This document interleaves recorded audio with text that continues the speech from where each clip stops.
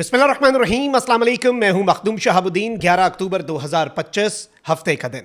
नाज़रीन इकराम, पाकिस्तान ने unprecedented air strikes की अफगानिस्तान में टीटीपी के और भारतीय खुफिया एजेंसी रॉ के पूरे नेटवर्क को तोड़ा। उसके बाद एक सीरीज ऑफ इवेंट्स हैं जो पिछले 36 घंटों में हुई, लेकिन अब असल कहानी जो है उसका आगाज हो चुका है।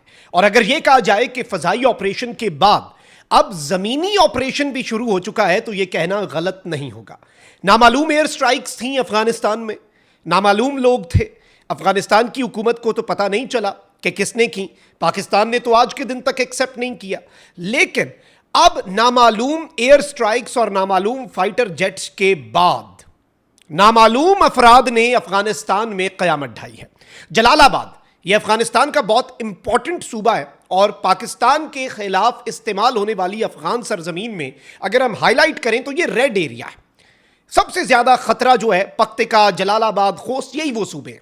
अब नाज़रीन इकराम, भारत के असासे जो हैं वो यहां पर तबाह हुए हैं और सिर्फ टीटीपी नहीं, ये ग्राउंड ऑपरेशन जो जमीनी ऑपरेशन है इसमें सिर्फ टीटीपी नहीं बल्कि रॉ के एसेट्स, रॉ के ऑपरेटिव्स वो भी मारे गए हैं।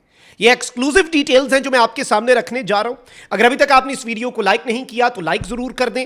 कमेंट सेक्शन में पाकिस्तान जिंदाबाद का नारा आपने लाजमी कमेंट करना है और चैनल को जिन लोगों ने सब्सक्राइब नहीं किया उनसे मेरी ये दरखास्त होगी कि चैनल को आपने लाजमी सब्सक्राइब कर लेना है ताकि ये सारी डेवलपमेंट्स जो हैं ये हम आपके सामने रखते रहें।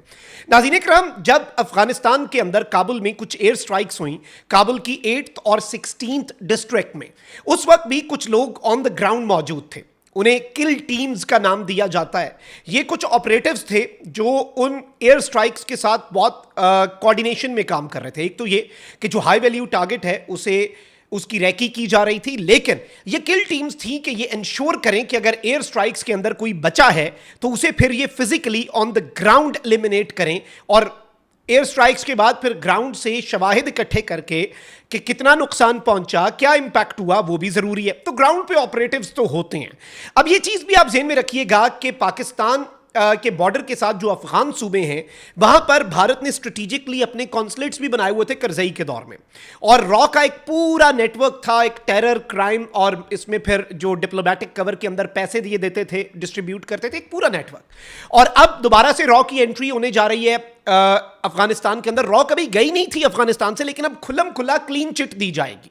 अब उन्हें बिल्कुल आप कह लें कि ऐसे साफ रास्ता दिया जाएगा कि भाई अब हमारी सरजमीन हाजिर है, पाकिस्तान के खिलाफ जो मर्जी करना है करो। लेकिन पाकिस्तान हाथ पे हाथ रख के बैठा हुआ है। पहला सरप्राइज मिल गया ना दौरे का। उस दौरे के अंदर हमें नहीं पता कि आप लोग डिप्लोमेटिक कवर के अंदर अपने इस वफ्द के अंदर किस किस को लेके गए हुए हैं। अपनी जीडीआई जो जनरल डायरेक्टरेट ऑफ इंटेलिजेंस है उसके बंदे उठा के ले गए हुए ताकि रॉ वालों से मिले। रॉ को एक वे बैक आप अफगानिस्तान में देने जा रहे हैं। This is what you are offering. वो मांग नहीं रहे, ये ऑफर भी कर रहे हैं। मतलब ये नहीं कि कोई इंडिया इन्हें वर्गला रहा है, ये हमें काके तो है नहीं।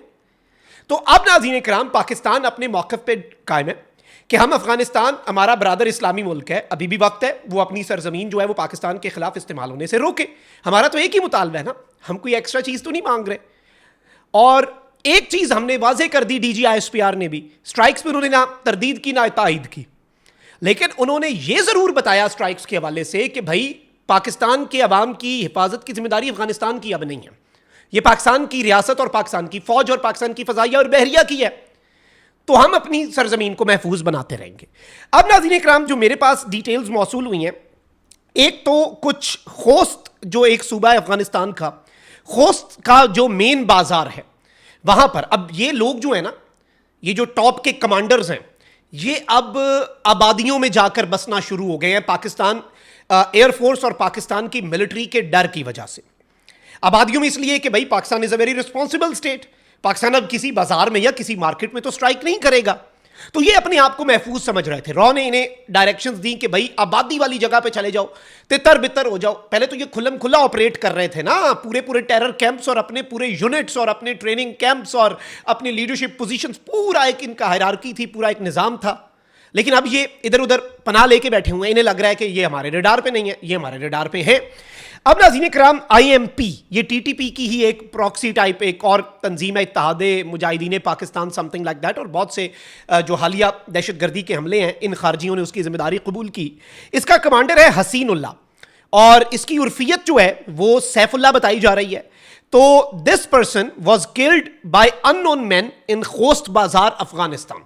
ये रॉ का एक बहुत बड़ा एसेट था, ये आईएमपी को ऑपरेट कर रहा था, और इस दहशतगर्द तंजीम जिसने हाल ही में पाकिस्तान में दहशतगर्दी की कार्रवाइयां की, ये उस दहशतगर्द तंजीम का कमांडर था। अफगानिस्तान में अपने आप को महफूज समझ रहा था, बाजार के अंदर जाकर ये पनाह लिए हुए था कि भाई यहां पर स्ट्राइक नहीं होगी, तो भाई ग्राउंड ऑपरेशन भी चल रहा है। अननोन लोग हैं, नामालूम लोग हैं, मुझे नहीं पता कौन है, आपको पता है, अफगानिस्तान की हुकूमत को पता है, आईएमपी या टीटीपी को पता है तो बता दें।